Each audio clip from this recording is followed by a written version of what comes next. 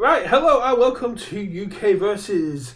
Now streaming both on Twitch and YouTube at the same time. It's been a long time overdue that I actually put some effort into doing this. So let's get into the world's meta yet again, because we did this once before, and it seems like UVS has listened to what players have been talking about, what discussions have been having, and a premature ban list was revealed that isn't in effect yet, so we don't have to worry too much about it. But equipment heist was cast into the pit where it should have never come out of, and my beloved Unyielding was dragged down with it.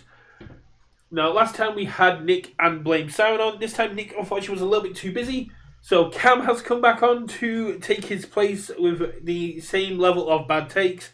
And Blamed Siren has come back to equalise those with some amazing takes. I hear you guys have been having some fun in the snow. Not how I would put it, but sure. My cat did not enjoy it, so... Oh, poor kitty. I mean... Yeah, my cat wanted to go outside till I opened the door, and she was like, on second thought, I'm good. Speaking of second thoughts, I could have said... Cam has spent all day shoveling snow. Now it's time to shovel some opinions. I messed up. Yeah, well, I did almost kill myself shoveling snow, so... we desert folk were not made for this. No. There are plenty of other ways I'd be willing to go out. Shoveling snow is not one of them. Yeah, I mean, the cold weather is absolutely horrible. I mean, I think everyone here can agree, just fuck ice. Agreed. Snow as well, agreed. But, you know, all of a sudden. But anyway, let's get back onto the topic. So last time, we didn't really speak about the meta. We more talked about having fun, making world your experience, and building better. Now, equipment heist is gone. You don't need to build the solutions for it. And unyielding is gone, which means you get to build as much as you want, because deadlock isn't real. It can't hurt us. So, before we get into anything else, let's talk about the bans. Are you happy with the bans, or do you think that more could have got hit? Is it a surprise that they got hit a bit early? Blame Siren has disappeared for me. So we'll start with you, Cam. I was going to let Blame Siren go first. Well, you're going to go first. Okay. Oh, there you go. You can go first then, if you're here. I mean, I am not upset at the ban list necessarily. It's more of like, I didn't think that it needed to happen. Still, I'm still in the camp of both deck formats and like deck designs were perfectly fine. People just needed to learn how to play against them and figure out a solution to them. Like I said last time, people just gotta actually play answers instead of just what their deck wants to do. I kind of agree with that. I do also agree that, you know, equipment heists can create a lot of negative play, but unyielding, I think, works as like a wall breaker for some of these big like Deku or Rodan build to 1,000 decks that can just choke you out just by sitting there. So I am kind of sad to see that one go. But then after playing Bui at my locals, I kind of get it. So when I can knock you down to 3 foundations and still throw like 40 damage at you in one turn, I think unyielding maybe should have been taken off the board a little bit. I think unyielding has a place in the current meta. Like you said, Rodan, Deku, they like to build up their walls. But as was pointed out to me I think if unyielding was a deadlock blitz, it'd be better. But as some players have pointed out to me, unyielding also created these play experience, like you said, where Bowie can do some very silly things, where Mark Tyner just gets to blow up your board and go, good luck playing your first attack, or where characters like Hanj and Mimic get to pop off because they don't need as many foundations, so they get to go, cool, you're playing with less while I get to maintain because all my backups get to contribute to my checks. Makes a lot of sense. Equipment heist, for me, suffered the twisting as an Inferno problem.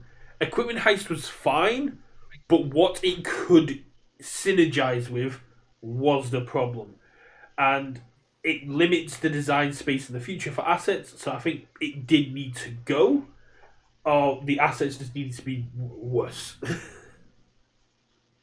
Do we think that giving Massive Mutant Machine unique might have helped to keep Equipment Heist around?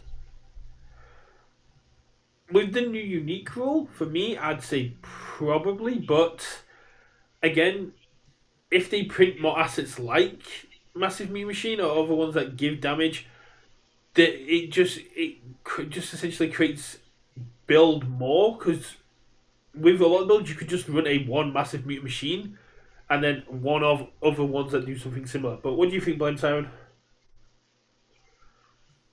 Yeah, I mean, I am of the opinion that Heist was a card that needed to get hit, but not because it was overwhelming, but because it limited the design space. As anybody who's ever played against me knows, I hate limiting design because I think that's where some of the coolest ideas have been born, a la Twisting Azure Inferno before it got absolutely broken. Or even in retro with things like Taisei, right? Oh, Being able Jiro to from set craft a one. unique design space. Hold on now, I didn't say all that. But But even when you're gonna slander my man Taisei. I get it. no, Okay. no, I think Taisei is cool. Jiro from set one yeah. is like, it borders on the line of being really cool. But anyway, I think that like having an open design space is important because it just lets us have more unique effects, and that's what our card game has always been, is the very unique kind of gameplay. Like you never see a thing like Taisei in another game, in my opinion. I can see that. And for those of us who are Although you not say that adept until in my Metro, for those of Taisei you, goes for an hour without losing a character. and for those of you who are not that I'm adept okay in with Metro, this. what does Taisei do? He's an So 8-man size 2 health character that if he dies, he brings in his second character, who's then a 5-hand size 8 health character. But each time you would die, you can remove one of your characters instead. Oh yeah, I remember. I had a game last an hour before I lost my first character at 2 health. So You see, Gross. I played into one of those when I was playing Mina 1, and I blew up both characters in 2 turns because Mina 1 4 check Titan attacks is dumb. That doesn't it needs a lot of setup to stop. Colossus True. Titan attacks does not care how little your health is. It's a throw that I'm throwing down turn 1. Possibly, yeah. So, now that we've established that unyielding was creating a negative play experience and was allowing some characters like Hanj and Mark Tyner to become broken, and Equipment Heist was just limiting design space and pulling silly things, what are the meta threats? Up on screen we have Mikasa, Hizu Hope, and Izuku Midori on the move, which to me I think are going to be probably the biggest played characters at Worlds. But are there any, do you agree that with me that these guys are just a lot stronger now? And are there any other characters you guys have identified that might might be borderline issues? I'll let you go first, Siren. Okay. I think that those are both correct. I don't think Deku is as insanely powerful as a lot of people think he is. I think a lot of people forget if you can just hit Deku with as much as you can on turn 2, and he's not cracking back on turn 3, so it's fine. But I would probably put Rodon up there, and then obviously I'm biased, but I think Bridget is in a really good spot because of the thruster visions and because of the new Team Hero asset. It solves your damage issue, you free build in your best stuff, and you can draw more cards. I think any myriad of like aggro combo deck versus aggro straightforward linear deck makes it in, because I think linear decks are at a challenge right now versus combo decks that have a lot of moving pieces and can kind of successfully play around stuff. And yourself, Cam? I agree with that. Well, Rodan was definitely going to be one that I was going to put up there because that kind of just speed control style play is really strong, and now you don't have to worry about unyielding blowing you up all over the place. I would expect to see Mark Tyner because as someone who played in the old retro days when there was a lot of check hacking that could end your turn, having that on your character is dumb. It is very bad. And I've actually seen a deck where Mark Tyner doesn't need Unyielding to set you to 0 foundations and still hack all of your checks. So Oh, damn. it's scary. Yeah, it's scary, and I think that he's definitely someone that people are going to have to watch out for. That makes no sense. We've got Daniel in the Twitch chat saying that Sun Jin Woo Shadow Monarch, now the game is essentially slowed down a little bit. I could see a world where Sun Jin Woo can get there, but I also know Mikasa can just rinse through a Sun Jin Woo if they draw hot. But high rolls win games, they don't often win tournaments. Yeah, that's kind of why I focused on Rodan, because the whole, offense wins games, defense wins championships. I wouldn't be surprised to see Hanji 1 with more like Titan, Titan Pile and Falling Titan, because you have defense with Hitch, and it is Hitch, right? Not Hinge. Hitch, yeah. Hitch. Yeah. But you've got that. You've got just some other really cool play patterns you can do. So I wouldn't be too shocked to see a Hanji 1 in, like, if we had like a top 16 cut, and to see Hanji 1 up there. We've got... what about you, Brett?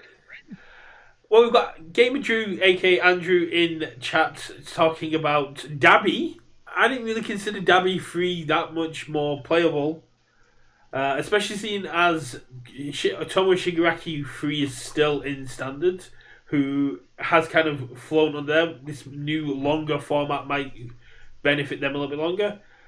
But we've also got an influx of cards from King of Fighters. Do we think Benimaru, Dolores, are they going to impact? Or is it more the cards in there, like you said, with Bridget, and the hit and the hero asset making more of an impact? I could definitely see Hydern, like an aggro, like running fours, Hydern doing some work. I have a build for Dolores that I really, really enjoy, but it takes a little bit to set up, so she might not last long in like a hyper aggressive meta. And on the other side, maybe Benimaru, if you're running like some crazy turbocharge, I'm just going to throw one big powerful, like a ultimate combination, and just reset my whole board and watch you struggle. And yourself, Blamed Siren? Oh, I mean, obviously I still think Isla does the thing very well. Megalomania is a broken card, and being able to get both lines of text and comfortably main board 4 is enough to make a winning deck, in my opinion. It was what I was going to be taking, but other than that, like Benimaru, there's a world where a Shunoi makes it into top cut, and it's just somebody who's like, I decided I want to relive Staff Shack Jiro days and shove foundations in my card pool, and you know what? Good on them for figuring that out. That makes sense. I can see that. Do you think that all of the thrust revisions are tenacious, right? Yep. Huh. Since that we've identified that unyielding has been flagged as an issue, do you think there's a world where Decay Awakened now sees more play, which is an action that can just go blow up your board? Remember what I was talking about, that Mark Tyner build? Yeah, I mean, if you have the Death Attune symbol, or it's Death Evil Order or something. Death Evil Void. Okay, DK. It's a girl power card, so it's not like aligned to any of the characters. characters. It's like 2 of 3 Shigaraki symbols.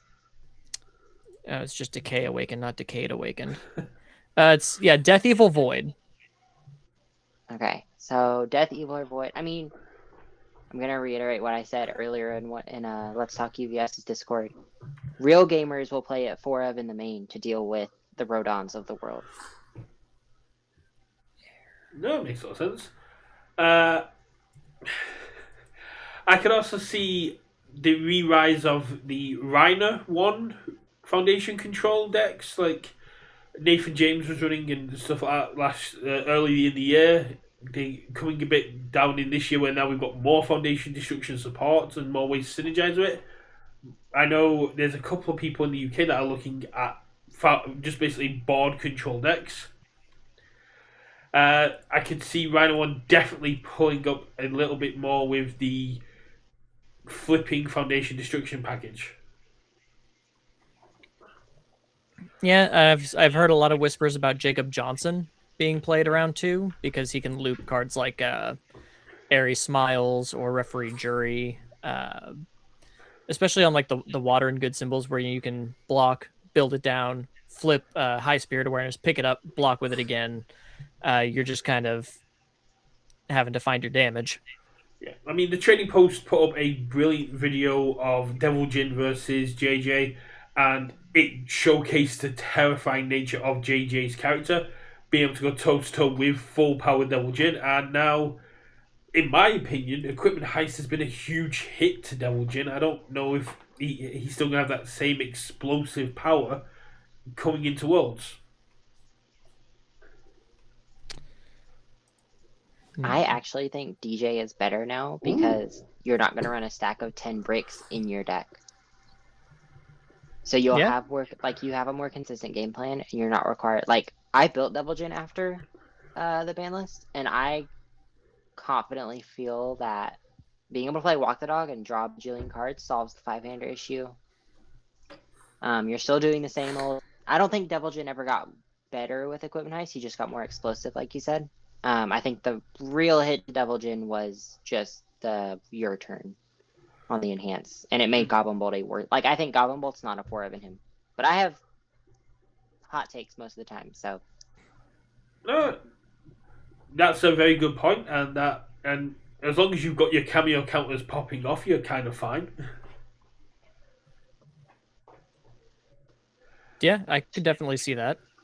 Are there any other characters you were Evil Chaos Fire, right? Yes, Evil Chaos Fire. Yeah. Are there any characters you think people were considering for Worlds that are no longer really playable with their bans?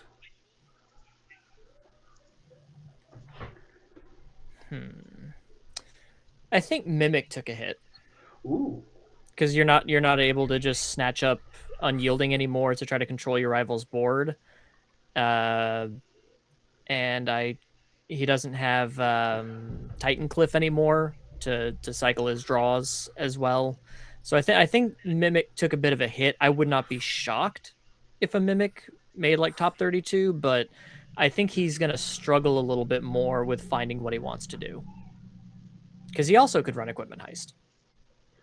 And now cannot. So he seems to be taking it from all sides.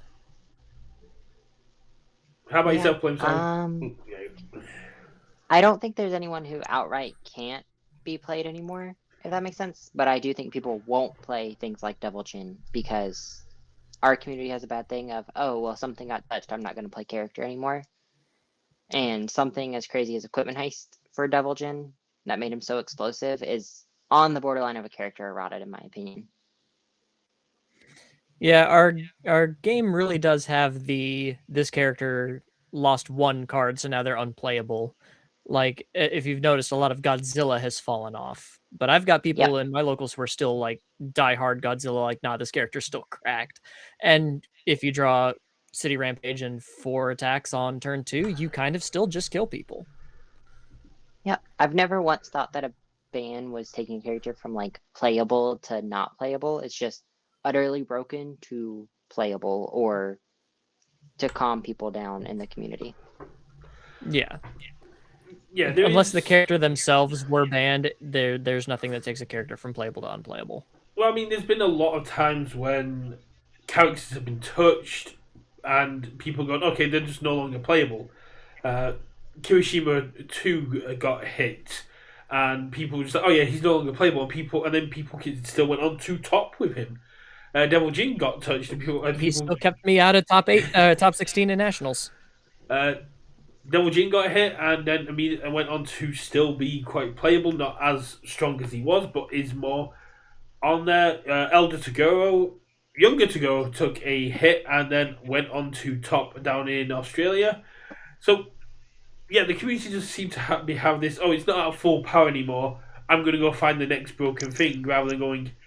This character's now more fairly statted. I think UVS have got a lot better at balancing their characters.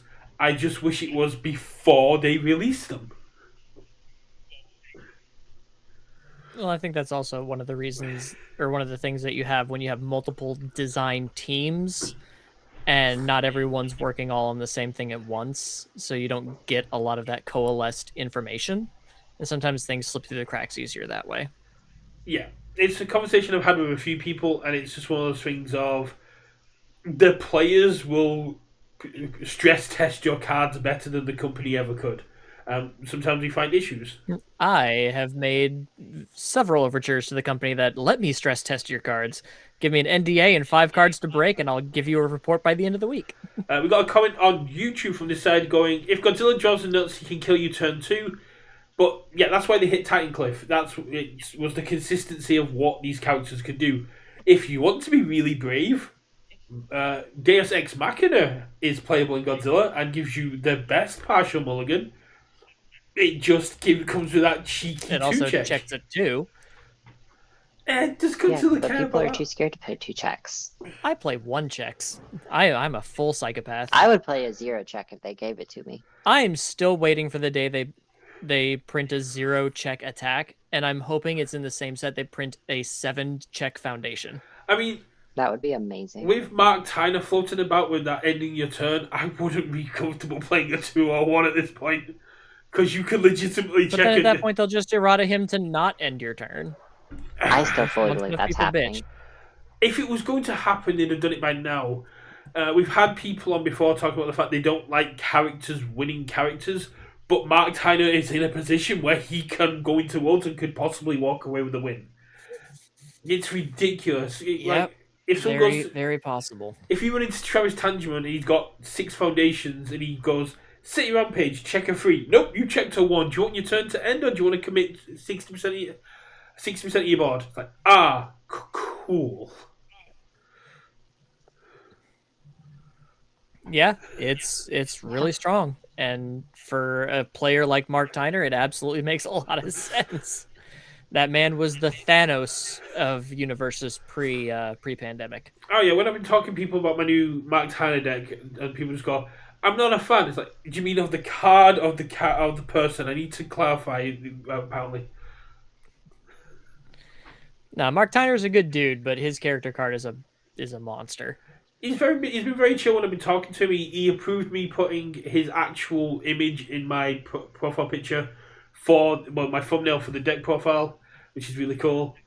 But yeah, it's a weird one because we started off with Nick Reagan terrorizing us at the beginning of the year as an overpowered champ card, and now we have JJ and Mark Tyner. A bit of cheeky Garrett Brett can do some stuff. Ashley has a lot of untapped potential thanks to tension and momentum and all this momentum use that we now have. Mitchell Semino still has a lot of stuff to do there. Yeah, we've got the fact that Mitchell can do some silly drive things.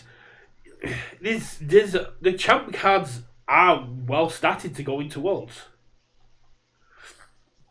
Yeah. I'm being told that they don't like champs winning champs was a Jasco thing, not a UVS as general things. We don't know if that's still the case because there's been quite a bit of turnover. Yeah, it was definitely something that Jason, who owned Jasco Games, really kind of focused on. He was like, we don't want Garrett Brett 1 winning Garrett Brett 2 winning Garrett Brett 3. Because let's be honest, there's enough Garrett Brett running around. No, they need more. But you do have Tim Keefe and Kevin Broberg also creeping up there. But speaking of Broberg, I had a question to pose to you guys. Oh? So talking about the meta and all the changes that have been made, I'm pretty sure starting with MHA 1, every world championship has been won by a character that other people didn't see coming. Either it was Broberg with Midnight, or Nick Reagan with Endeavor 3, or Broberg with Hanji 2.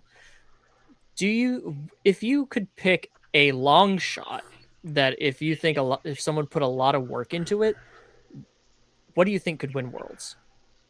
So, Like, what would be your dark horse pick? before Blamed Siren jumps in, I'm going to address the first part of the question. I don't think Midnight and Endeavour were long shots or dark horses.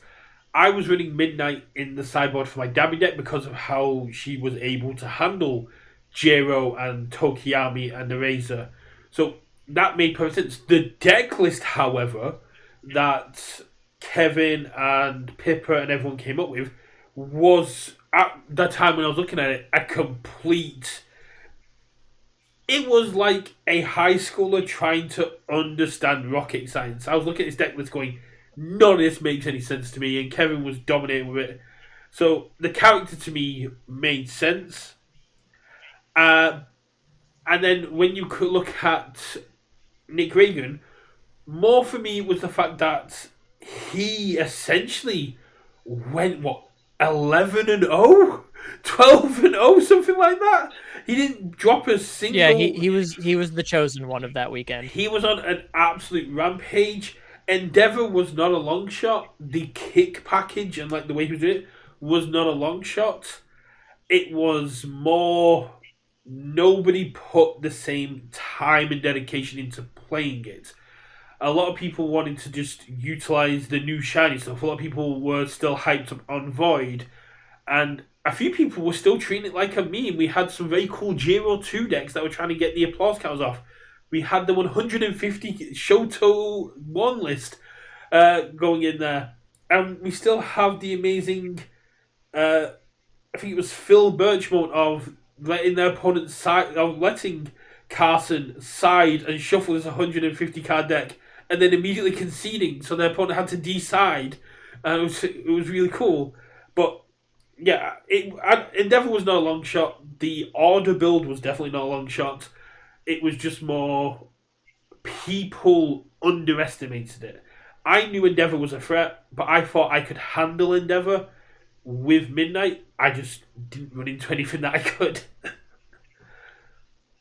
Yeah, Daniel's in there saying that he did not drop an entire game that weekend. So at one point, I believe he was so far ahead of everybody else, he was in side events while other people were still playing because there was nobody in his bracket. In terms of That's hilarious. In terms of long shot characters that I think could make an impact at Worlds that people may or be underestimating, Kai Kisuke, if someone has been able to put the hours in on Kai Kisuke and is able to freeze out your board, is able to get the control aspects in there, they can kind of pull off a pseudo unyielding, but utilize that to their advantage with what you've got committed, because they can essentially push you into misplaying and taxing your mental load. And I still think there's a decent Void punch package out there that someone can utilize, because true 100% smash is still a thing and we have so much free momentum floating around. I could see a rejuvenating 100% smash Void character coming out of the works, and although Megalomania doesn't synergize with it, it's still a powerful card. Void is in a very good place to control the board until it gets to the point where it's just going to kill you. Yeah, absolutely. I think like the Void Punch character is definitely Ryu. Like that's who immediately comes to my mind. But I guess Dark Horse for me is still just Bridget. I think people underestimate how good she is at just good universes. And as much of a shill as that makes me sound, because that's who I'm playing, like she just can play good universes, and I think people are too hooked on the like, well, I'll loop and debuild you a bajillion cards, or all the extra stuff, instead of just saying, okay, well, here's a character that says +2 speed, -2 to my progressive for a turn. She has the water symbol, she has the air symbol, she can play a bunch of all the really good stuff. Let's just do that. And again, she takes great advantage of the new Thruster Vision cards with their borderline broke. I mean, -5 speed, in my opinion, is pretty good for one foundation as a Tenacious. So I don't know. That's still my dark horse, even though that sounds really strange considering that's who I'm playing. And people will say I'm biased, but Shoot your shot. Be Babe Ruth. Call your shot. On the opposite side, that's similar to Midnight and Endeavor. I was talking. I don't consider Bridget a dark horse. Like you said, Bridget, as I like to put it, plays good, consistent universes. Has a powerful offensive ability that makes her hard to deal with. Has a very strong defensive ability that rewards you for blocking and making your next blocks easier to do. And then also rewards you for doing damage, clearing your progressive difficulty, making it easier for you to carry on stringing, whether you're looping or not. Being able to go City Rampage, play your first attack, flip it for 2 speed, stuff it into your momentum, and go, cool, I'm 1 progressive down and 2 to my check for the turn, is just a very good ability. She just gets to play strong, consistent universes, and characters like that I absolutely love. The loop is a cool add-on, like you said, but the D build, what her symbols do are absolutely solid. So I love Bridget, but she wasn't one of mine considered because I don't see her as a dark horse. I see her as meta adjacent. That's fair. That's fair. Yeah, that's pretty cool. Now, I, however, have 2 absolute dark horses for your consideration. First of which, Suzuki. The Yu Yu Hakusho clown. Yeah. You groan at me, but that dude can draw his entire deck in 1 turn. I just need to correct 2 things there. 1, not a Yu Yu Hakusho clown. And 2, on this stream we address them by their proper title, The Beautiful Suzuki. I don't respect this man.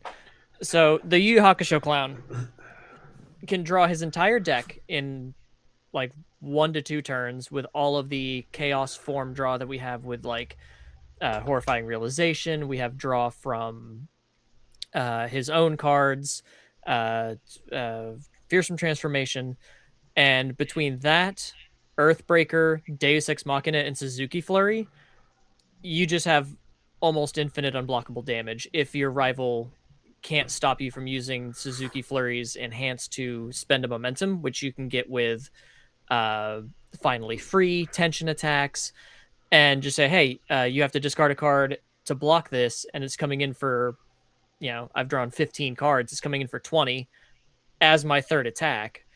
That can be really deadly. Because a lot of that form speed draw, there's not a lot that a player can do to stop it. And the fact that he's just looking for 2 or 3 specific cards to start and end the combo is really strong. The main issue there is maybe that works game 1, but game 2, your opponent knows what you're setting up. And you're either going to get Roman cancelled, where you just go, cool, that 20 odd damage is free. You could get heat tackled, where you just go, you don't get to draw the card and get the setup going.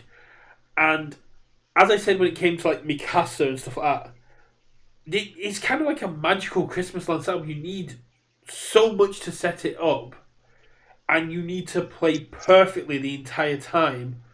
I'd be worried about my mental load going into Worlds. If I'm walking into day 2 with, say, at maximum capacity, 72 of the world's best players, I don't want to take a Swiss watch deck that a grain of sand is going to make it fall apart. I think it's what you described there as a cool deck, but I think it's also a high roll magical Christmas land deck. I wouldn't really want to take to Worlds, and I definitely wouldn't want to take to day 1 of Worlds when I've got to get that top 16 spot out of 100 plus people. Yeah, fair enough. I'm on the opposite go ahead, end, Siren. I guess. Like, I'm thinking like day 1, play something crazy like a dark horse, sweep out day 1, and then you just swap decks day 2 to something super consistent and super solid. Now the question is, are they going to let you change decks? Because when it came to like the last chance qualifier, they still had to play the same deck, and because this is day 1 of Worlds, they may require you to carry on playing the same deck, because it's not day 1 day. It's not last chance qualifier. It's not a separate tournament. It's the first day of Worlds. So you may be required to run the same deck all the way through. I have gotten so many different answers on that I want to know too, because like there's a good shot I decide to go Bridget Rampage through day 1 and then play Isla Void Control and just sweep day 2 that way. But if you have to good keep the thought same deck, yeah. Because I know at the first Worlds, we were allowed to change decks. And we did the Swiss day 1, then we came into day 2, and a lot of people shifted over. And then at the second World, it was the same deck all the way through. At last year's World, same deck all the way through. So it's definitely a weird one, and it's not something they've been very clear on. So I'm going off the same, like the usual line we get off UVS. If we don't announce anything, assume it's the same as before, where it's going to be the same deck all the way through. Which I could definitely see that. It'll definitely change a lot of people's opinions. We've got Extreme Stewie in the chat saying that Shishi Wakamaru is a decent character to pick up. We have got a lot more weapons in here now. I think that could be really cool. And he can play Massive Mutant Machine without having to check. Very true. Tyrant Rave. Tyrant Rave? Yep, Tyrant Rave. Dropping a Tyrant Rave at the end of a long stream without having to pay a check. Speaking of dark horses, or what some people consider meta adjacent, with all the new spells, Caleb, Essek, and especially Jester have got a lot stronger. And I think Jester 1 is in a very good spot. Yep. I've got a friend of mine who has sent me a Jester deck to play around with, mainly because I stole his other Jester deck and modified it to be a little bit more aggressive. And so when he brought up this new one, he's like, hey, here's a Jester deck with 12 attacks. I'm like, okay. He goes, yeah, I can throw 9 attacks in a turn. I'm like, oh, Jesus. Okay. Sure. Sure, buddy. Whatever you want to do. But Jester is a crazy dark horse pick that I think could absolutely murder people. There's a lot of stuff going on. I was speaking with Nick throughout the week, and he was telling me he's built like Mark Tyner on evil. A lot of people going evil, and I'm like, I went all. And he went, why'd you go all? I went, because the Sun Jin Woo Shadow Monarch attacks become unique backups, which I can then commit to reduce your check, which means I don't have to rely on my foundations as much, which means I can have foundations that do stuff. And he's like, I hadn't considered that. I was like, yeah, all is very good. It has some cool, unique stuff. But when all my attacks become unique backups, I get to do some silly things. Yep, or you could just run 4-check Mark Tyner with Titan attacks. Yeah, but then... Also true. Oh. That's very expensive. Like, cost-wise. True. I mean, if money is no object. No, not money-wise, resource-wise. Like like, with Mark, I want to kind of string and put pressure on my opponent, but if... you play a female Titan attacks, commit your backup for +2 to your check, and then ready your backup and draw a card with female Titan attacks. Colossal Confrontation is probably the biggest one I'd play because you get to build one face down and go just tutor a card from your deck. Oh, yeah. And then you also get crazy ones like... what's the long neck lady from Turtles? Cynthia? Yeah. That's a unique backup on evil that can also rip cards out of your hand. And backups don't get destroyed by Decayed Awakened. But I think you have brought up a very good point, Cam, that there's been established metas. People were expecting One Punch Deku and Godzilla to dominate last year, and they didn't. People expecting Tokiyami and Eraserhead to do the first year. People expecting Overhaul. And I mean, Young Choi did a great job getting to second place from in 2023. He took me down on his way up there. Absolutely amazing player. What a good. I've not spoken to him, but he's a very strong player. And people were expecting Overhaul and Abajiki and stuff like that. And then the Endeavor came in. So it does seem to be this trend of once you get into that room, once you get into that confined, concentrated space of the world's best players, it's the character. It's I won't really say pet deck, but it's kind of the off-meta counter picks that seem to do the work. The ones that are taking advantage of the gaps that the meta characters create. So, if we look at Izuku Midoriya, Mikasa, Rodan, Godzilla, trying to think of what else, Devil Jin and whatnot, what gaps do they create? When they're playing, the way they're constructing their decks, what are the gaps in their playstyle that can be exploited? Because that might help us track down what the true dark horses are. Yeah. I could also see for Dark Horse picks, Amajiki that you just brought up is in a really good space with tension, since those all count as face-up momentum for him. True. And he is a very momentum-hungry character. And that's a lot of damage boost, a lot of damage reduction with his once per turn. He gets access to Guardian Angel of Chinatown to protect his damage. I think someone like that could be really sneaky if someone puts in the work. My other Dark Horse pick actually was Martial Law from Tekken, because he's got a really good pivot point game plan of committing your foundations for your rival's foundations for plus minus speed, committing your own for plus minus damage. Siren brought up the thruster vision, -5 speed, and Bridget. He can do the same thing with -5 damage with an Endeavor 3 foundation that commits for -2 and then removes for -2. Oh yeah. So with his own ability, that's -5 damage on one foundation. Endurance, and he gets to play one of my favorite kill cards in Spirit Sword Ultimate, which can stop Rodan from using its abilities. It stops One Punch Deku's flash ability. Any character that would rely on their ability to stop an attack from actually killing you, he can absolutely set that up and give it a whole bunch of extra damage between Spirit Sword Ultimate's effect and his own.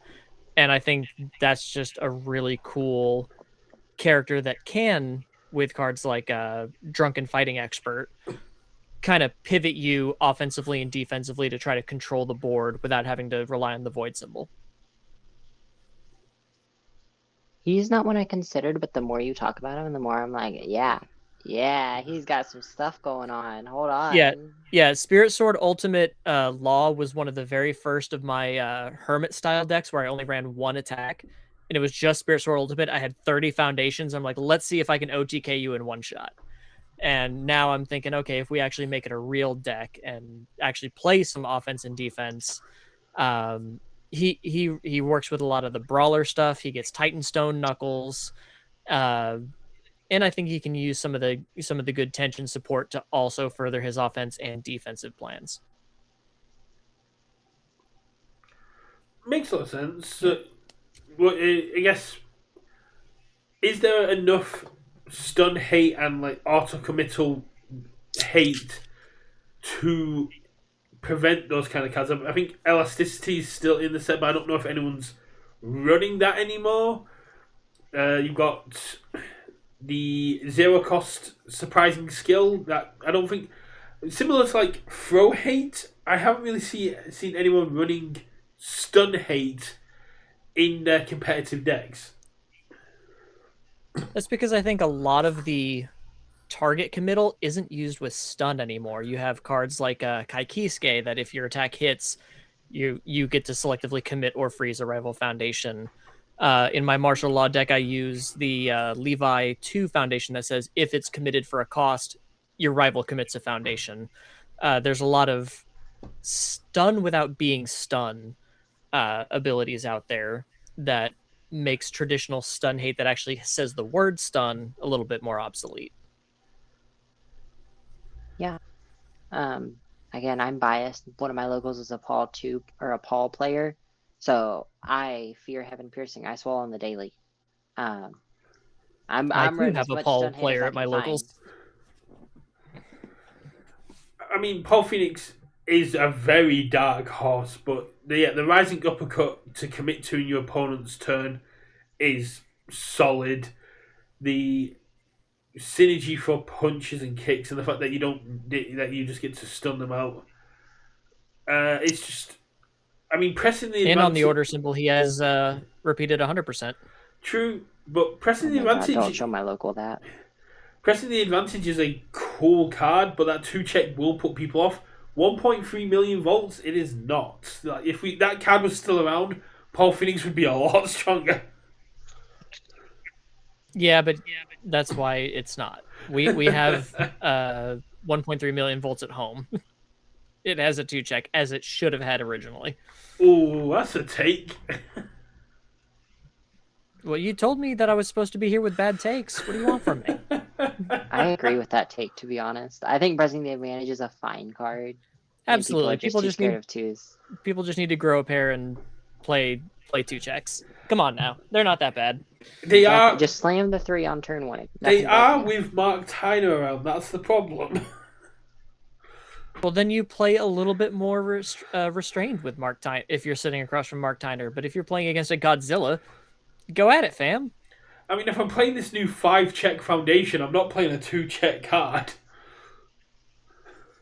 What new 5-check Foundation? Oh, Cam's not been keeping up with the reveals. I don't remember every single reveal because they're not on Ultra yet. You remember a 5-check Foundation? I have to go to You remember a 5-diff Foundation? I would have to go back and remember every single video, and I've had a lot going on. The Jet Jaguar one. The Valiant Hero, yeah. Right. Okay, I recall now.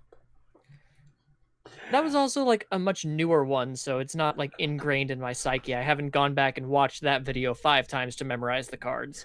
I saw 5 Although I am mad that the bug kaiju, the one that looks like a rhinoceros beetle, isn't in the set.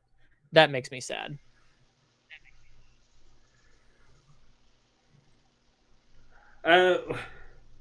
We're getting off track here. So stop calling me out. To focus on the question. So do we think stun and board control through committal and freezing is a line that could be a weakness for Mikasa, Izuku Midoriya, Rodan? I'll let Siren go first. It 100% is, and again, I call off personal experience. Refreshing Slice destroyed the one Mikasa before I played against, because they just left their one, whatever the flip to reset stat 3-diff is. They only left that up, and I went, okay, cool, ready, Refreshing Slice, tap your last one. And that's what lost them the game. Yeah. So, nobody's playing Stun Hate, and you can do it offensively. That's the big thing. Not so much the defensive, but definitely the offensive. And then, yeah, I mean, I think it's still good, just not enough good cards with Stun have it on it, if that makes sense. There's not enough good cards with Stun right now. Yeah. So is that where cards like Raw of the Spark, which gives stun on committal, might be a bit better? Yeah, for sure. I haven't personally played any deck that can play that yet, but I can definitely see it making its way, especially post-rotation, into multiple, it's Order and Error, so something like that. But it could definitely make its way into, deck lists. I think it might be Order and post-rotation.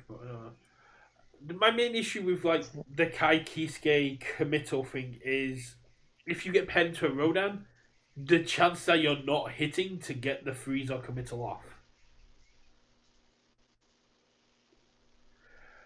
True. What I was just thinking is there a world where characters like Mei Hatsume can run evil check hacking to force the committal and then can just run big stun, big breaker kind of attacks going? Because we've still got barrier shield, we've still got these other things around. You just go, cool, I'm going to lose a health and increase the next keyword I play. And then I'm going to give my attack Breaker 2. So I'm going to play this natural Breaker 1, give it Breaker 2. I've lost health, so take a Breaker 4? Yeah, and I think any deck that can run Barrier Shield is also going to be really strong. Looking at you, Mark Tyner. Yep. But, yeah, it just kind of came to my head, if we can put the pressure on our opponents offensively and defensively, like Siren said, to commit foundations, which characters like Mei Hatsumi can do by naturally increasing stun and breaker and powerful into these much bigger threats, it can essentially push our attacks further than they already impact wise than they already were. Yeah, because you also for this world you still have Showdown. Yep. And Barrier Shield into Showdown definitely commits more than 4 foundations. On Void, you still get Barrier Shield into Rejuvenating Smash, my favourite play. Yep. Yeah. And guess what evil champion character can run both Barrier Shield and Showdown that likes to force your rival to commit foundations on defense? Is it JJ? Like I was saying, Mark Tyner's a problem. Does Mark Tyner have Void? We just keep circling back to Mark Tyner being an issue. Oh no! Yeah, he's an issue, and no, he's got evil. Okay, I've got a whole video of like why Mark Tyner needs the errata. We'll come back to that another time. But yeah, Mark Tyner is a card that was designed for a different time. Yep, because he won in a different time. He won. I don't think that the character he won with. I think he won with Cassandra for the Worlds, but the previous Worlds when I played him, he definitely played a character that on face said that your abilities could not be canceled. Because that's the kind of fairness we were running around with back then. He can't be sealed, which means that he just gets to hurt you no matter what. And he's the only card I know of that at response speed ends your turn on a check. Everything else, like Moopsy or the Evil Plans or any of the ones that just got your opponent's next check gets minus X that would end a turn, is all done at a form or enhance or blitz speed. Let your opponent play around it. Everything like Blue Flame. I mean, technically, Breaker ends your turn. Yeah, but your opponent can still play around it. Your opponent can still play around it because it's a response to the block. Blue Flame Torment, Fighting for Control, the response ones to the check all do not end your turn. The fact that Martin Tyner gets to, at response speed, say your turn is over, is a negative play experience. But to get back to what we're talking about here, Extreme Street says we're talking about Shinnok. Yeah, Shinnok. That is exactly who Mark Tyner played. Because I remember playing Akuma 2 into Shinnok, and that doesn't sound fun. Man, was that a rough game. No, it was rough for both of us. I almost beat him because I made a suboptimal play on purpose. So here's one for you. We got Daniel AKA saying JJ originally being able to use combined firepower would have been a lot of fun. No. I agree. I love combined firepower, so I'll agree. I'm still angry at combined firepower for getting a Zoro banned before I could play it one last time. But I think one of the reasons I keep bringing up Mark Tyner is you were asking what what blind spots some of the current meta threats had, like Midoriya, Rodan, or even more aggro ones like Mikasa, Devil Jin. I think Mark Tyner pairs up into a lot of those decks really well because he can force you to commit your board or end your turn. Yeah. And plays the game in a way that kind of fills a lot of those spots. So I think that if you're going to Worlds, you do need to practice the Mark Tyner matchup. I get that. I mean, Devil Jin wants to check freeze, but doesn't want to check more than one of them. So if they check one early enough, you go, cool, respond. Do you want to commit your foundations down? Do you have enough resources to play through both of them? And it's like, do I really need to burn my once per turn now? It's like, yes, you do. And guess what? I get to do this again. And it's like, and like... So I think he does slot into a lot of what those other decks either would struggle against or can't do.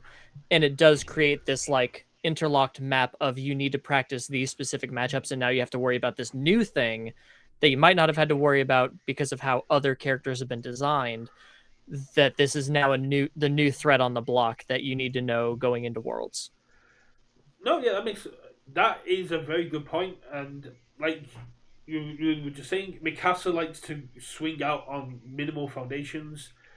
It's a great counter on that aspect. Going, you And need blow up her to, own and yeah, foundations, which is dangerous. you need to blow up your foundations, which means you're not going to kill me this turn because I'm going to make sure that with my twice per turn, and then you may not have the resources on my turn to stop me tripling you down. How do we think Mark Tyner does into the slower decks, the decks that go, you want to be here for a long time? I'm happy to be here for a long time. Rodan would happily just sit there and build until they could play for it. Izuku Midori would happily sit there and build. Hanj 1 just goes, oh no, I got -1 to my check. I get 2 speed. Yay!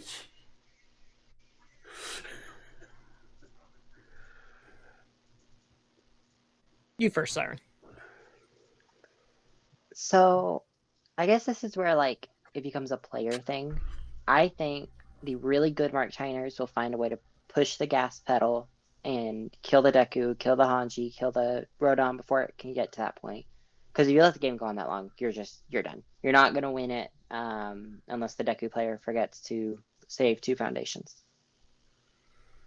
But I don't have the faith the control Mark Tyner players will be able to get out of the control bubble and press that gas pedal fast enough.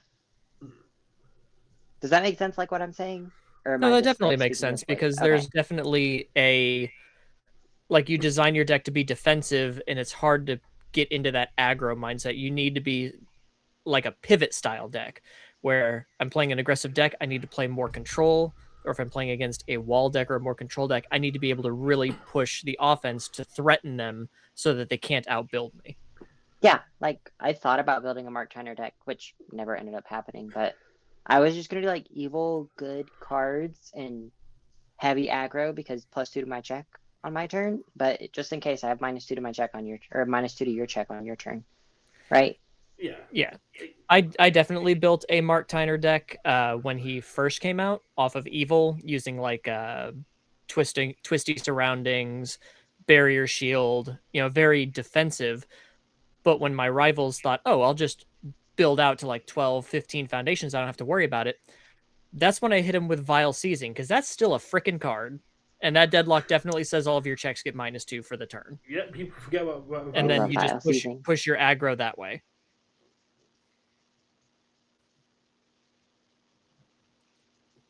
But yeah, no, I think it's just like a getting into that different mindset more than anything. Like, I don't know. Control players to me feel like they have the hardest time getting out of that. Well, I'll sit here and spend my whole hour compared to just saying, hey, I'll push the gas and whatever happens, happens. Rodon's probably not killing me on turn 2.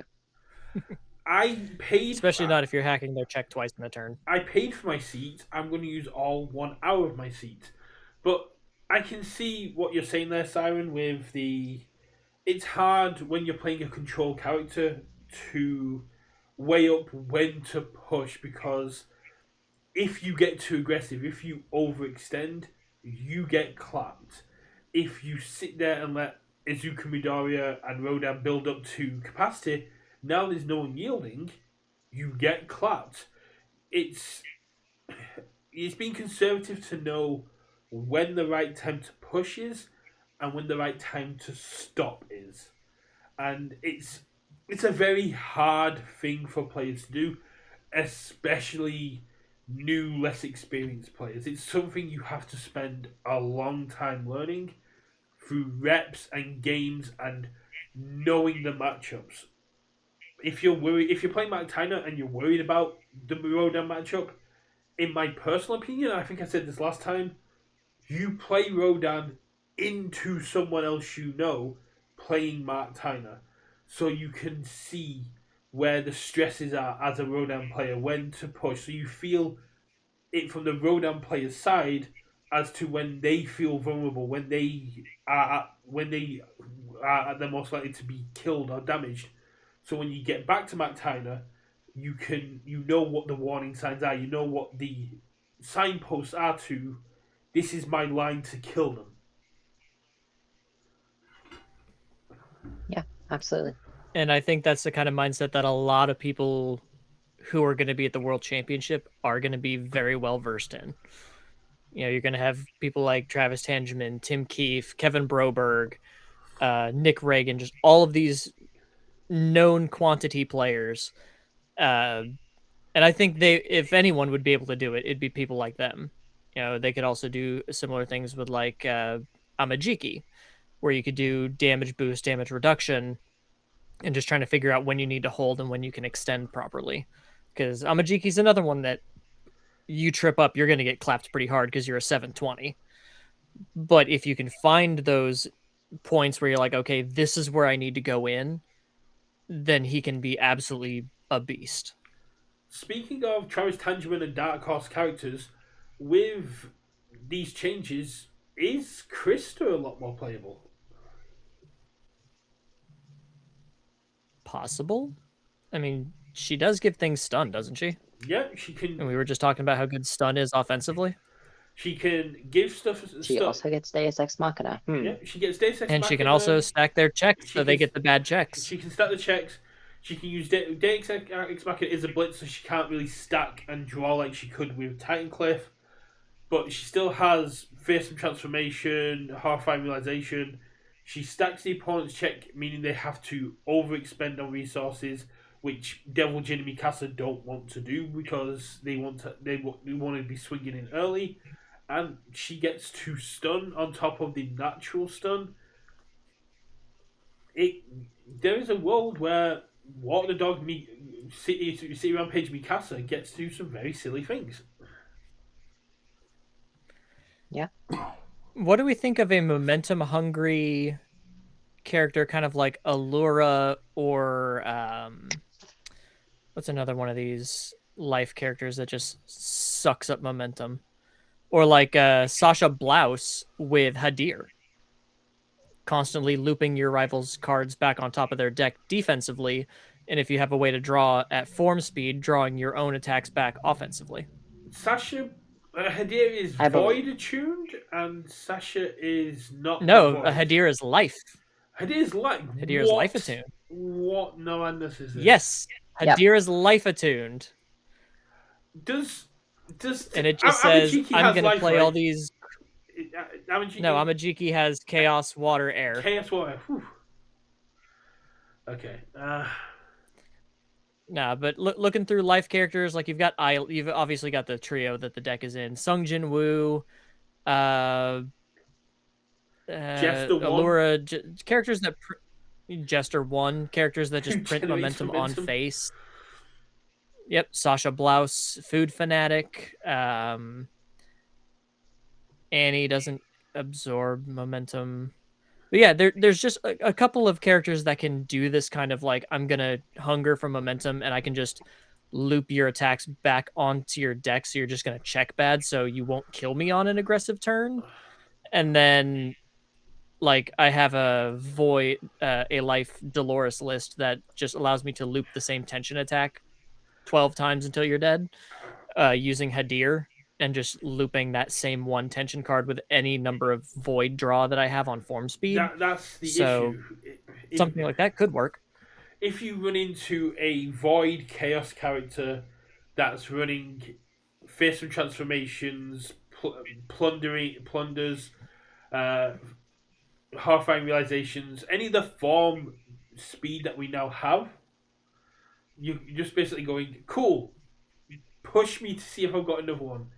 I love Hadir, and I think Hadir in the right settings is going to be very powerful, but with how much free draw that is available there, and especially if you say run into these characters that just don't care about it, like Hadir into Devil Jin just seems like a nightmare to me. Because you wouldn't do that. You can't. You don't just always push the button. You're not Godzilla. No. But then you've essentially just reduced your hand size by one. Going, I need to wait until they've used all their draw. I've got to hold this attack in my hand until they've got rid of all their draw power. It's also a breaker 2, which is pretty good.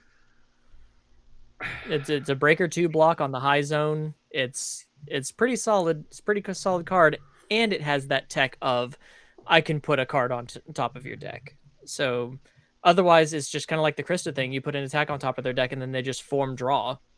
You just answered your own Krista question. Yeah. Like Professor Oak says, there's a time and a place for everything. I like Hidea. I liked Hidea more when equipment heist was legal because it essentially just let you have a solution to just keep them off equipment heist and say have another one.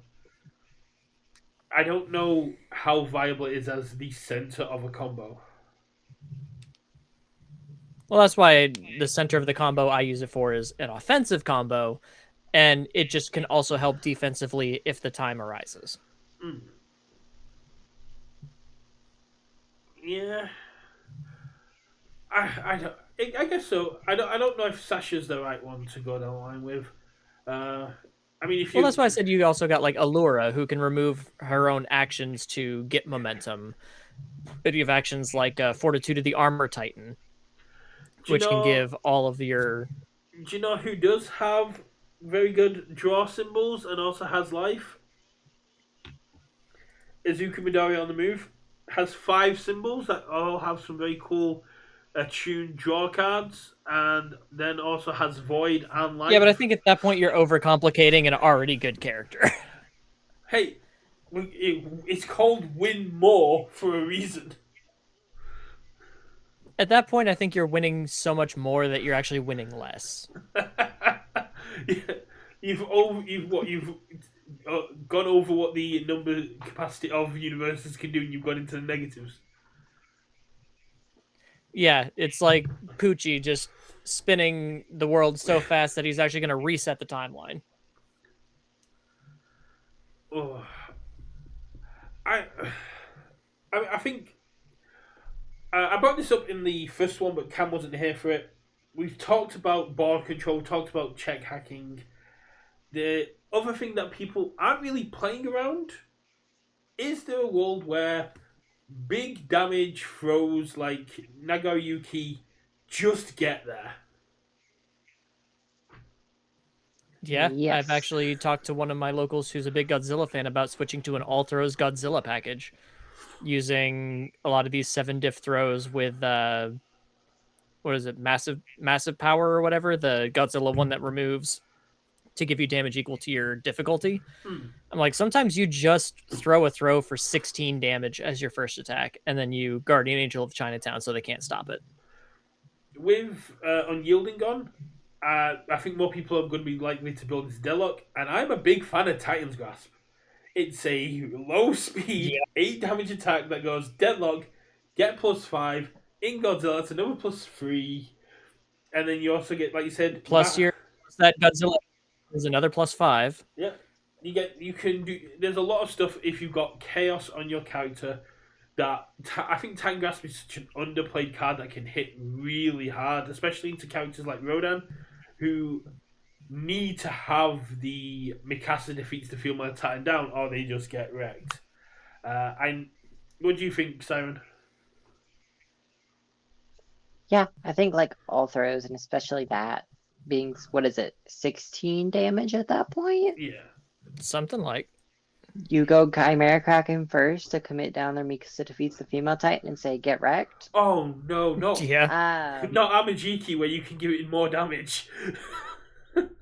Yep, you could alter it. Unmatched something like power. that. That's the foundation I was talking about. Unmatched power. First enhanced remove. This attack gets X damage. X equals its printed difficulty. Yeah. Which means it could also give Walk the Dog 8 damage. I kind of like So that. you want to use for all of those throws that are becoming momentum. You just chuck a Walk the Dog and say, hey, how about you just die now? Yeah. But no, like, I think throws can. I've never been a big proponent of the all throws only game plan.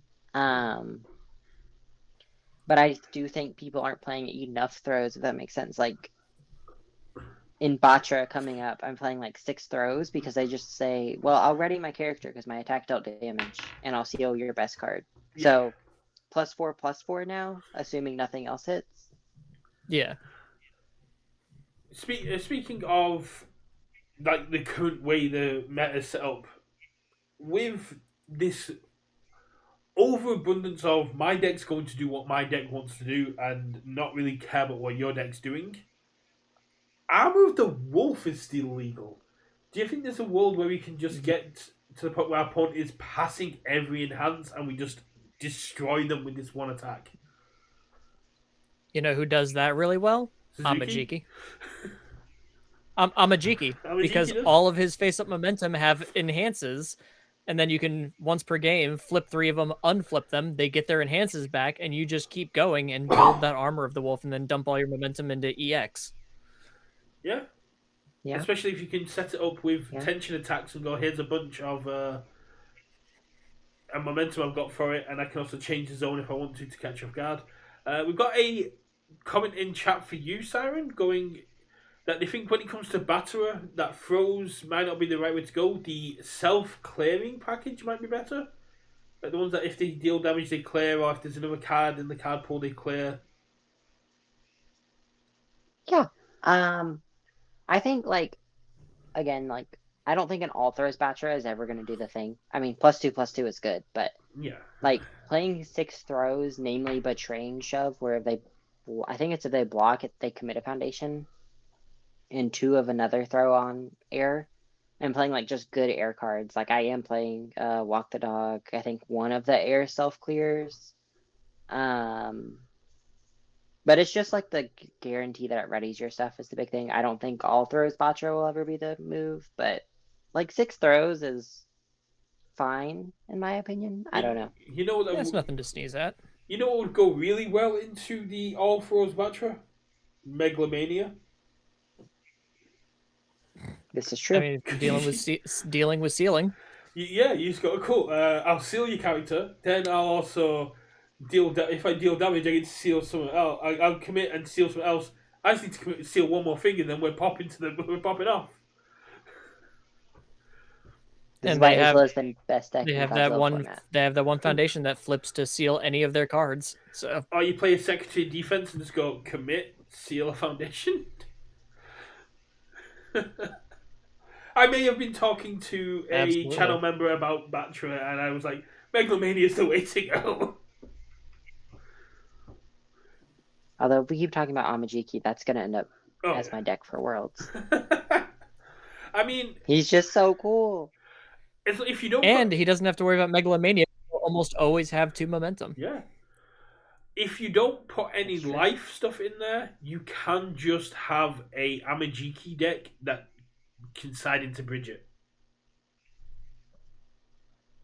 He doesn't have life again. Yeah. He only has no he has chaos. That's what, yeah. That's okay. If you don't do any chaos stuff, you just focus on the air and water stuff. You can switch between the two, which is a really cool thing to do. That's true. We're giving Siren ideas here. We're being bad influences on the only. But I don't get Armor of the Wolf on water. Yeah, Armor of the Wolf is not on water, sadly, but it is on air. It is on air. But then I can't rampage. True. Then you can't rampage. I guess it's Amajiki. Because we're not playing the old school rules. I guess it's Amajiki Chaos. They need to bring it back just for me. If we Amajiki Chaos, we can do some silly things. Yep, you can rampage Armor of the Wolf, Armor of the Ape, and just be like, hey, I'm just going to throw 1 billion damage at you. Yeah, Amajiki Chaos was my deck before Godzilla. And you still get Titan's Grasp, which means you get to pop off with the throws. Yep, just throw 18 damage on a throw. I put a quick poll up on YouTube to ask if Mark Tyner was a problem, and they said no. That might be the Mark Tyner I also players. don't think he's a problem. I'm not saying he's a problem. I'm just saying you need to be aware of him. I think he sets a bad precedent. Mark Tyner's a problem purely because he ends your turn. If he didn't end your turn, he is perfectly fine. The fact he ends your turn is my only issue with Mark Tyner. Yep. I think he sets a bad precedent in bringing those style of effects back compared to keeping the, failing it doesn't end the combat phase text on it. Yeah. Kind of like how MHA1 was built for old standard, and then the rest of the sets we got were built for new standard. So MHA1 was just this overpowered pile of cards, and then when it rotated, the format kind of leveled out. Yep. Trust me, nothing. The look on the look of disappointment on players' faces when we got Crimson Rampage, and they were like, "Why do all these cards suck?" I'm like, "They don't suck. You're just used to playing how I used to play." I will die on Comparatively, Brett. No. Comparatively, Yeah, Brett. but I've always said I will kill on a hill, not die on it. I will die on the hill that Crimson Rampage was a good set. It's just people It look down was. at it. It was, but people were used to. People got spoiled, and then they had to actually work for a living. They couldn't just suck off mommy and daddy's wallet anymore. Even compared to now set they had one, to work. Even compared to set one, it was still a good set. You had really interesting characters. You had attacks that were really cool. You had actions that legitimately broke the game with Ready Set Go making building 4 foundations a bad move, which was a really cool aspect. Back Alley Haymaker was an absolute nightmare. Toga 1 dominated the format for a good few months.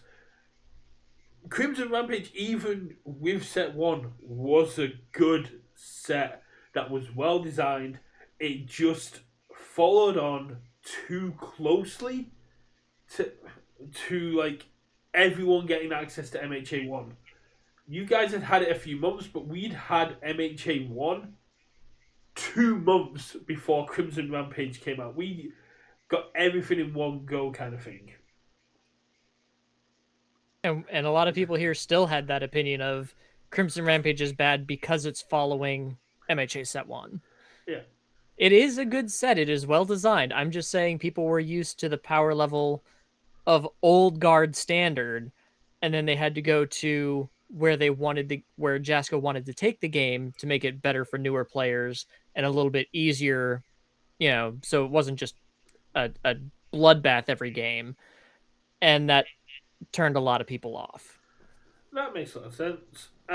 Unfortunately. I think we'll start to wrap up, mainly because my internet is dying and Twitch and YouTube are having some real issues keeping up. In regards to this was a very cool experiment. I think personally, we might move UKVersus to YouTube only rather than Twitch. But that's something I'll speak with Cam about, because although it's my decision to make, he likes to feel involved in the conversation. But I'm just here, dude. This is your channel. Siren, I don't know why you need to talk to me about it. Siren, as the only player here that has active plans at this time to go to Worlds, have you found this conversation about the Worlds meta useful? Yes. Not because everyone has agreed with me, but because everyone has argued with me on points. And that means that we are in a very healthy format, in my opinion. Ooh. That's a good way to look at it. Which makes me feel very comfortable going to play, because in a healthy format, City Rampage is not a fair card. Something I've been saying for years. City Rampage, Amajiki winning Worlds. Let's go. See, if like Equipment Heist, if a card is just an auto include, if you go, I have to play this character on this symbol because it gets City Rampage, that's the sign the card is unhealthy. But you don't have to. Amajiki has plenty of 4 diffs that you can run that work almost better than City Rampage. City Rampage actually limits what Amajiki's able to do. But for maximum... Truth be told, I would not play Rampage Jiki. Nah, I was just memeing. Yeah. It'd be like Armor of the Ape, Armor of the Wolf, Black Abyss, and then 4 diffs. Ooh. What about Vast Hybrid Chimera Kraken? Yeah. Oh, I gotta play that one. So, okay, maybe it is Rampage Jiki. I don't know. I think if you're Chaos, Rampage Jiki is fine. If you're Air, I think that there are more 4 diffs like some of the Momotaro stuff that can actually put the attacks into your card pool from the discard pile, or into your momentum from the discard pile. That works. So if you're Chaos, yeah, you could probably go Rampage. If you're Water, most likely, because you don't get any of the Momotaro stuff. But on Air, I definitely don't think you need to worry about that. Obviously, because you can't, but you just get a lot more tools. Yeah. my hot take of the stream, if you're doing Amajiki like with the Chaos, Black Abyss Sabbath is not a bad card. It just doesn't get played. It's a 5-diff that lets you do Godzilla things on the card's face. You spend a momentum for +2 to your next check, but you also give your opponent's next check -2. Which, I was like, why are more people not playing this? If you can generate enough momentum, especially with now that we have tension, and especially Amajiki who just loves that, spending a face down momentum, or spending momentum once you've used the ability, and going, my next check's easier, your check to block this gets harder, let's have some fun. Yeah, you absolutely could. Yeah.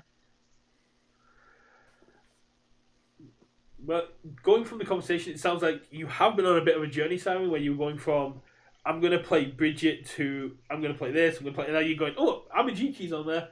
And I think, like you said, that's a great sign that we're in a healthy meta where people are looking at turning the game sideways. They're looking at, okay, if I'm expecting Midori, if I'm expecting Mikasa, if I'm expecting Rodan, what answers already exist there? They're not complaining to the company like, you didn't hit enough, you didn't do enough for me to be able to build a good Worlds deck.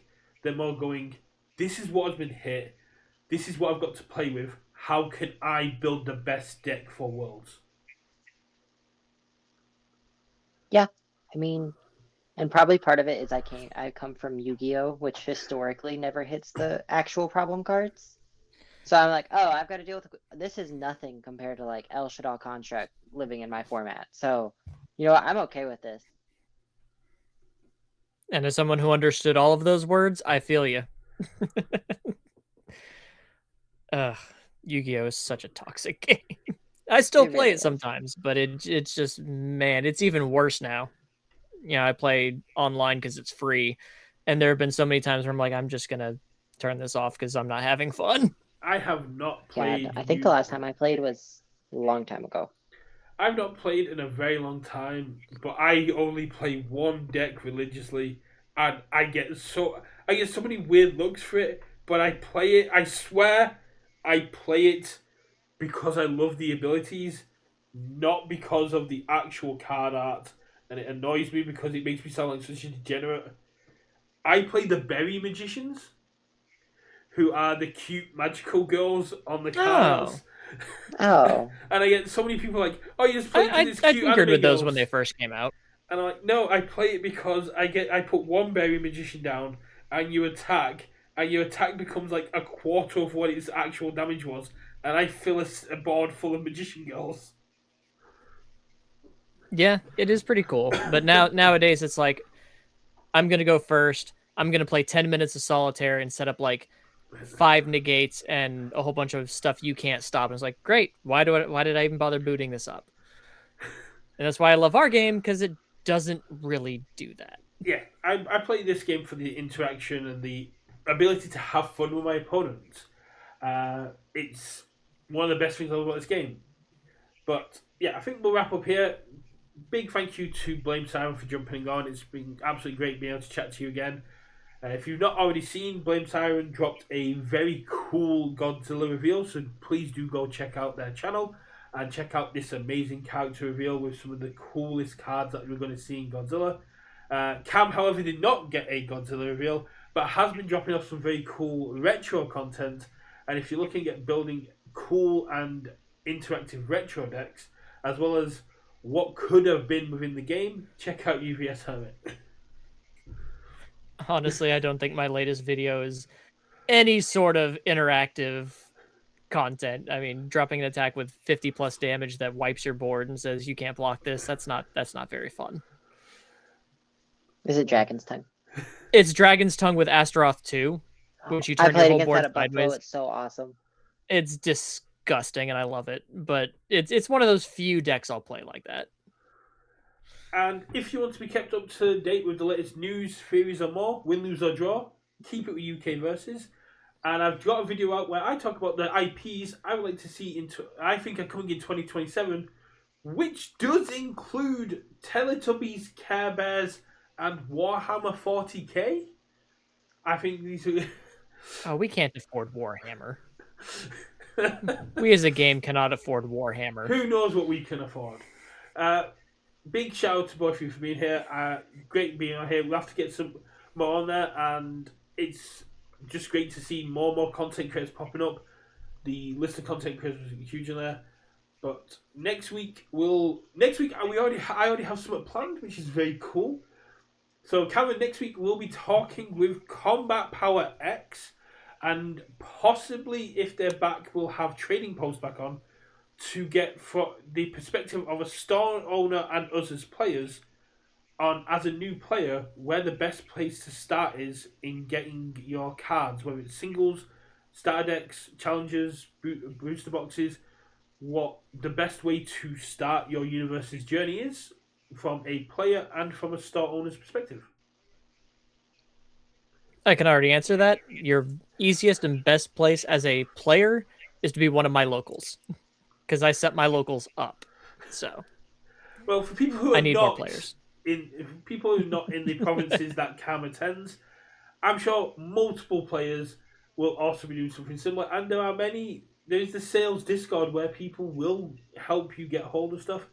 But for now, we're gonna head off. It's been great having a chat with you guys, and we'll see you next week. Bye. Bye, everyone. Bye. Yeah, I was waiting on you, Siren.